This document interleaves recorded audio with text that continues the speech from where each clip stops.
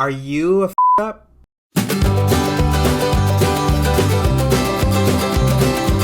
us this day our daily bread. Oh my god, hi. Are you a up? Just kidding. I'm a performer, as we hopefully have established here. I'm a singer. I've been singing since I was 3 years old. We're not going to say how many years that is.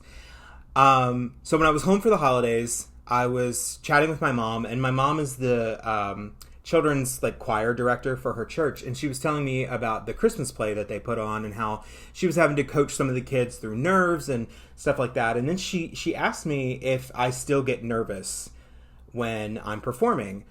And the honest answer is it just depends. Sometimes yes, sometimes no. If it's it depends on the performance. If it's a really, if it's the Bluebird Cafe, that's a very hallowed stage. It's very respected. And so I do get a little bit of nerves. I think it's nowadays more antsy. I want to get up there and do it. So I'm excited, but also a little I don't want to sit there forever. I just want to get up there and do it. So, but one of the things we were talking about was how much I rehearse, because I am a serial rehearser. I try and mimic the situation that I'm going to be in performance-wise as best as I can, as accurately as I can to the conditions I'm going to be in. So this is neurotic, but still sticking with the Bluebird Cafe. If I know I'm playing the Bluebird, I know that the Bluebird stage faces this way.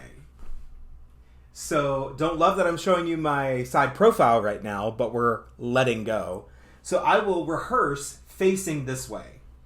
It's the dumbest thing, but in my head, it puts me there. I know the stage faces this way, and I know there's 2 tables here, there's 2 tables here, and I know the tables here and all this. I'm simulating the situations that I'm going to be in as accurately as possible. There was a time where I knew I was going to be performing outside in late October, and I knew it was going to be cold where I was.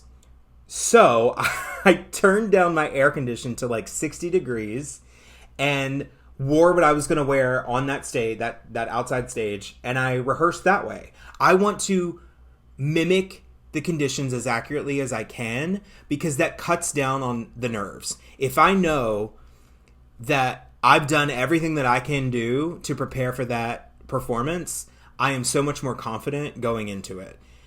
That includes practicing messing up. I used to rehearse, and if I were to mess up a chord on my guitar or have a voice crack, I would just start over, and rehearse that way. Now, I've gotten to the point where I know that I'm going to screw up. I know that I'm going to screw up on stage. It's inevitable. And so facing that, knowing that I'm not perfect, that I can't be perfect, I leave myself the space to rehearse screwing up. So now if I have a voice crack or whatever, I'll decide, I'm training my brain to be quick and decide in the moment, what would I do if I'm on stage? Would I continue going? Would I stop, crack a joke, start over? What would I do in that situation if that particular thing happened? And lots of stuff happens when you're on stage. You get a bubble in your throat because I get heartburn or indigestion, or I got a burp. My voice cracks because it's just the way it is. I mess up a guitar chord because I'm not a very good guitar player. All these things are going to happen. How do you handle it in the moment? Side note, more with that, most of the time people don't know that you're messing up.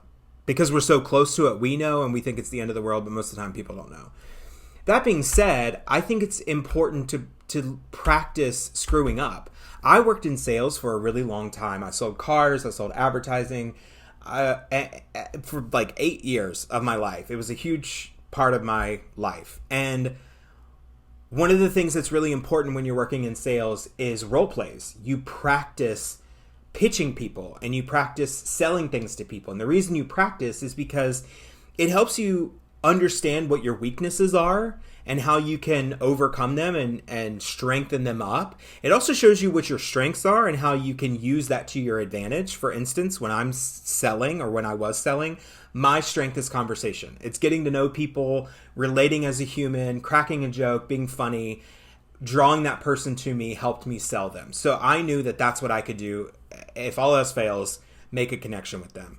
But you do that, you role play so that you, when you do mess up, you know how to overcome it. You know how to overcome things that they might say, objections that they might give you.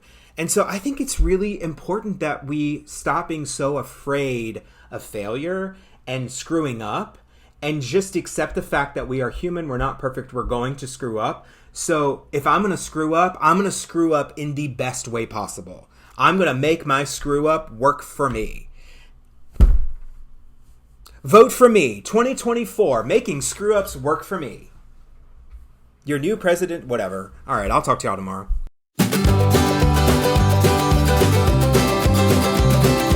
Give us this day our day.